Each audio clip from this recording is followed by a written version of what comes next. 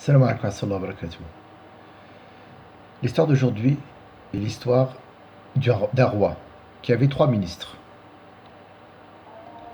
Ce roi a décidé de mettre à l'épreuve ces 3 ministres. Il leur a commandé d'aller dans les bois. Il leur a donné un panier vide.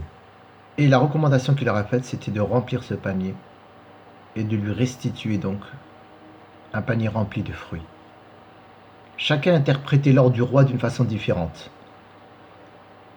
Le premier s'est dit, le roi, il est riche.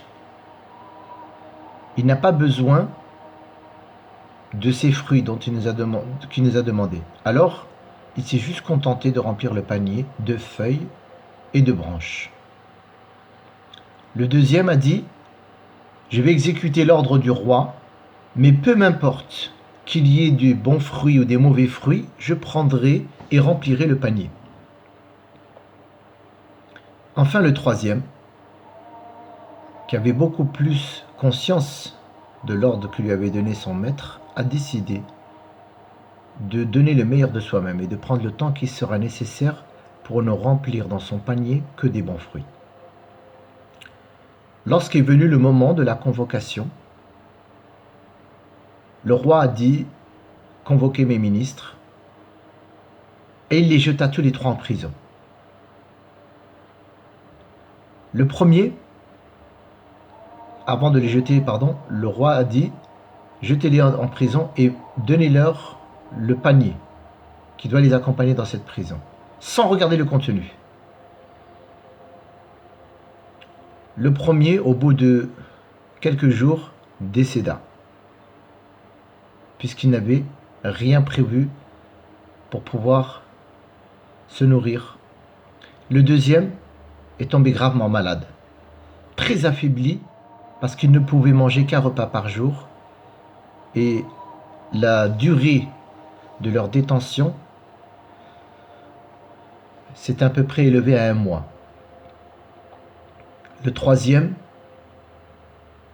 est sorti de cette épreuve sain et sauf, puisqu'il avait son panier rempli de bons fruits, et donc il a pu se nourrir et trouver ça dans cette prison. La moralité de cette histoire est la suivante.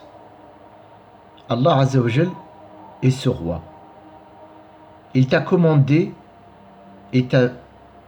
des choses à faire et il t'a interdit d'autres. Il va t'éprouver durant cette vie pour voir comment tu vas œuvrer.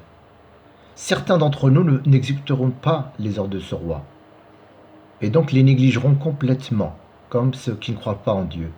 D'autres, qui ont la foi faible, accompliront des bonnes œuvres, mais ils mélangeront aussi beaucoup de mauvaises actions.